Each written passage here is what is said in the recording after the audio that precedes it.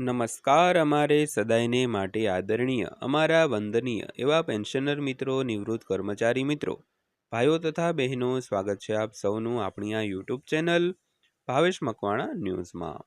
તો પેન્શનર મિત્રો, આજ સાંજના પેન્શન સમાચારમાં આપણે જોવાના છીએ પેન્શનરો અને નિવૃત્ત કર્મચારીઓ માટે આજરોજ તારીખ 24/5/2026ની સાંજે 7:30 આવી છે એક જોરદાર અપડેટ. તો જોવાનું ચૂકતા નહીં મિત્રો.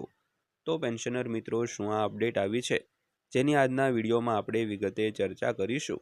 તો આજનો વિડીયો તમે ખાસ કરીને અંત સુધી જોવાનું ચૂકતા નહીં. અને હા, વિડીયો શરૂ કરતા પહેલાં એક નાનકડી એવી વિનંતી છે કે અમે તમારા માટે ખૂબ મહેનતથી આવા નવા વિડીયો અને નવી માહિતીઓ લઈને આવતા હોઈએ છીએ, જેની પાછળ દિવસ રાત ખૂબ મહેનત કરીએ છીએ. તો કૃપા કરીને અમારા વિડીયોને તમે લાઈક કરજો અને ચેનલને સબસ્ક્રાઈબ કરી લેજો, જેથી કરીને અમને થોડું પ્રોત્સાહન મળે અને નવા વિડીયો બનાવવા માટે નવી ઉર્જા પણ અમને મળતી રહે. તો થોડોક સપોર્ટ કરજો મિત્રો. તો શરૂ કરીએ આજનો આ વિડીયો.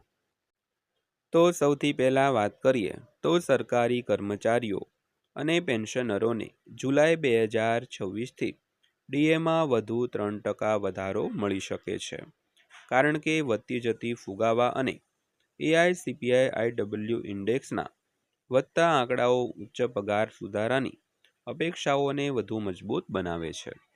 તો ખાસ કરીને જાન્યુઆરી 2026માં જે 2%નો વધારો થયો હતો ડીએમાં, તો હવે આગામી વધારો એટલે કે જુલાઈ 2026થી લાગુ થશે તો તેમાં 3% વધારો મળવાની શક્યતા છે, કારણ કે વધતી જતી મોંઘવારી તેમજ ફુગાવા અને AICPI-IWના ઇન્ડેક્સના આંકડાઓને એવું જોતા લાગી રહ્યું છે કે ઉચ્ચ પગાર સુધારણાની અપેક્ષાઓ વધુ છે તે મજબૂત બનાવે છે. તો હાલમાં જે પેટ્રોલ, ડીઝલ, CNG અને અન્ય વસ્તુઓમાં જે ભાવ વધારો થયો છે અને પેટ્રોલ ડીઝલની જે કટોકટી છે તેને જોતા એવું લાગી રહ્યું છે કે આગામી ડીએ વધારો લગભગ 3%થી વધારે હોઈ શકે છે. તો સૌથી પહેલાં વાત કરીએ તો દેશના સરકારી કર્મચારીઓ અને પેન્શનરો માટે મોંઘવારી ભથ્થું એટલે કે ડીએ હજુ પણ મુખ્ય મુદ્દાઓમાંનો એક છે. તો સરકારે તાજેતરમાં જાન્યુઆરી 2026થી ડીએમાં 2%નો વધારો કર્યો છે, જેનાથી તેનું ટકાવારી મૂલ્ય 60% થઈ ગયું છે. તો ભથ્થામાં વધારા પછી બધા કર્મચારીઓ હવે જુલાઈ 2026થી શરૂ થતા તેમના પગારમાં આગામી સુધારાની આતુરતાથી રાહ જોઈ રહ્યા છે. તો વધતી જતી ફુગાવાને કારણે વધુ વધારો થવાની આશા છે.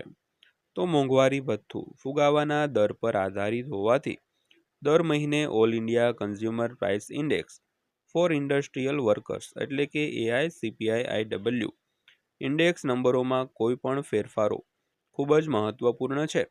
તો છેલ્લા કેટલાક મહિનાઓમાં નંબરોમાં કોઈ પણ ફેરફાર ખૂબ મહત્વપૂર્ણ છે અને છેલ્લા કેટલાક મહિનાઓમાં ફુગાવાના સૂચકાંક નંબરમાં વધારો થયો છે, જે કર્મચારીઓના પગારમાં વધુ વધારાની અપેક્ષાઓને જન્મ આપે છે દોસ્તો. તો સરળ શબ્દોમાં કહીએ તો સરકાર છેલ્લા 12 મહિનાના સરેરાશ AICPI-IW ફુગાવા સૂચકાંકનો ઉપયોગ કરીને મોંઘવારી ભથ્થાની ગણતરી કરે છે. તો આ સૂત્ર એ નક્કી કરવામાં મદદ કરે છે કે વધતી જતી ફુગાવા અને જીવન નિર્વાહના ખર્ચને આધારે ડીએમાં કેટલો વધારો થવો જોઈએ.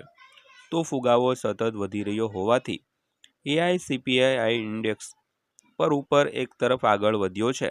તો માર્ચ 2026માં ઇન્ડેક્સ જુલાઈ 2025માં નોંધાયેલા 146.5ની સરખામણીમાં 149.1 પોઈન્ટ પર પહોંચી ગયો. તો આ સતત વધારાથી એવી અપેક્ષાઓ વધી છે કે આગામી ડીએ સુધારો અગાઉના અંદાજો કરતાં વધારે હોઈ શકે છે. તો જો ફુગાવાનો ટ્રેન્ડ યથાવત રહે અને એપ્રિલ, મે અને જૂન 2026 દરમિયાન દરેક મહિને સૂચકાંક લગભગ 0.6 પોઈન્ટ વધે છે, તો અંદાજિત આંકડા આની જેવા દેખાઈ શકે છે.